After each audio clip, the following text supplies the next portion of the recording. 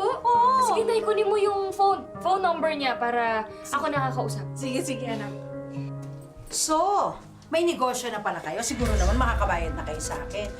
Aba, ilang beses ko na kayo pinapalampas ha, pero hindi pa rin kayo nagbayad. This time, kukuhanin na namin ang mga gamit niyo. Aling Sonia, nakikiusap po ako sa inyo. Magbabayad naman ho kami ng paunti-unti.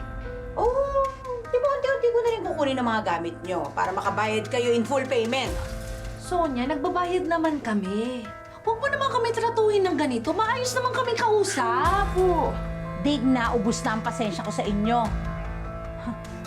Dahil sa mga kagaya nyo, nasira ang negosyo ko. Brando, kuhanin mo na yung sofa. Bilis. Po? Mabigat.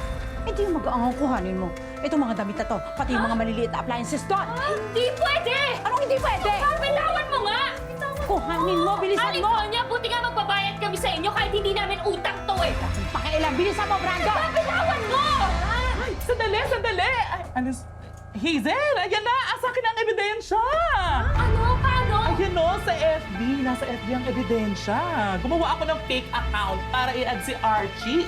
Akala niya siguro babae ako. Ayun, in-accept niya. Ayan o, lumipat na ng bahay sila Archie sa Santo Domingo lang. Ay, tignan mo ang lakas ng loob. Nagpabinyag pa. Bes, sigurado, Ang teka, ganda. Bes, sigurado ka ba dyan? Ay, siguradong sigurado. Ongoing pa nga.